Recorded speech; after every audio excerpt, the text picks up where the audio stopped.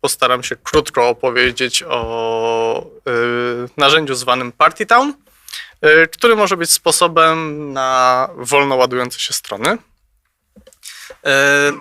Na początek zacznę od takiego przykładu.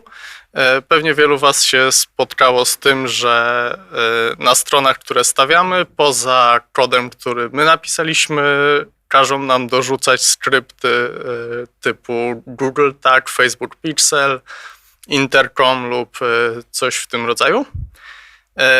I problem z tymi skryptami jest taki, że one wszystkie zajmują nam zasoby obliczeniowe naszej przeglądarki, ponieważ, no jak wiecie, pewnie JavaScript jest jednowątkowy, więc to wszystko nam się kolejkuje i nasz kod musi jakby walczyć o zasoby z tymi skryptami, których jedynym celem jest na przykład wysłanie requesta, że użytkownik wszedł na stronę. I nie jest to optymalne rozwiązanie z punktu widzenia jakby zarządzania wydajnością. Więc koncepcja jest taka, żeby ten kod, który nie jest jakby kluczowy dla funkcjonowania i renderowania naszej strony, wyrzucić do service workera przeglądarki, czyli jakby dać mu osobny wątek, w którym mógłby pracować w taki sposób, żeby nie spowalniało to działania naszego kodu. Jak widzicie, tutaj pewnie te kropeczki lecą szybciej, bo są smugi za nimi, więc jest wydajnie. Jak z tego korzystać? Weźmy tutaj nasz ten pierwszy przykładowy kod strony. Tak to wyglądało w momencie, kiedy zaczęliśmy optymalizację. I jedyne, co musimy zrobić z tymi naszymi 3 skryptami, które chcemy jakby wyrzucić do service workera za pomocą PartyTown, to dodać typed text PartyTown. I to jest wszystko tak naprawdę, czego wymaga ta aplikacja.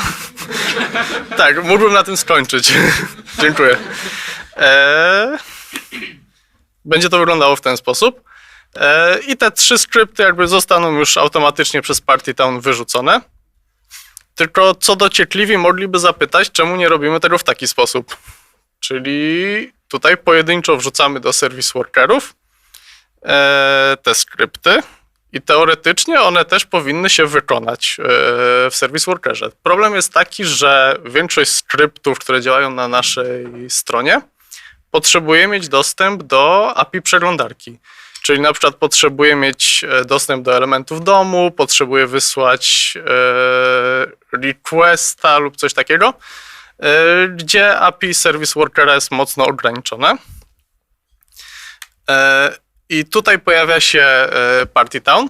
I PartyTown jest niejako proxy, które daje dostęp do API przeglądarki skryptom odpalanym w Service Workerze. Czyli przykładowo, jeżeli taki skrypt odpalany za pomocą PartyTown chciałby pobrać element ze strony i sprawdzić, czy on został kliknięty lub coś w tym stylu, to PartyTown udostępni mu jakby kopię tego obiektu, do której będzie miał dostęp. Jakie są zalety i wady takiego rozwiązania? Zalety są takie, że jakby odciążamy główny wątek JS-a, to co było pokazane na tej grafice. Strona się nam szybciej ładuje, ponieważ jakby wątek, który ładuje i renderuje stronę, nie jest w żaden sposób blokowany przez te skrypty. Te skrypty też są niejako izolowane, ponieważ nie mają jakby możliwości bezpośredniego wpływania na nasz kod. I jest też możliwość samego PartyTowna taka, że nie udostępniamy całego API przeglądarki tym wykonywanym skryptom, tylko możemy na przykład dawać dostęp do niektórych elementów API lub ograniczać komunikację z API. Można też za pomocą PartyTowna podglądać tak naprawdę, co robią te skrypty, czyli dajemy dostęp do API i podglądamy, w jaki sposób ten skrypt zewnętrzny się komunikuje z API bądź z domem. Jakie są wady? Ponieważ dość mocno modyfikujemy środowisko w jakim odpalane są skrypty, no to niektóre mogą być, niektóre skrypty po prostu mogą nie działać prawidłowo. Mogą też działać wolniej, na przykład jeżeli jakiś skrypt potrzebuje zmodyfikować nasz DOM, to ponieważ to się dzieje jakby za pośrednictwem PartyTowna, no to będzie działało wolniej. I zwłaszcza takie skrypty, które mocno modyfikują nasz DOM, to będą odczuwać. Chociaż sam PartyTown chwali się, że to jest feature, a nie bug, ponieważ jakby to spowalnianie działania nie powoduje, że cała strona nam będzie działała wolniej, tylko po prostu ten jeden skrypt będzie spowolniony.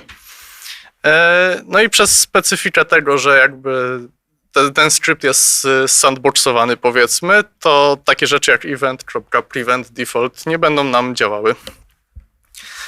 No i tak jak powiedziałem, niektóre skrypty mogą działać wolniej, tak jak na przykład te, które nadużywają set interval, ponieważ ten service worker będzie musiał być w pewien sposób blokowany i wybudzany za pomocą tego interwala. To jest wszystko, co chciałbym dzisiaj powiedzieć. Dziękuję bardzo za uwagę.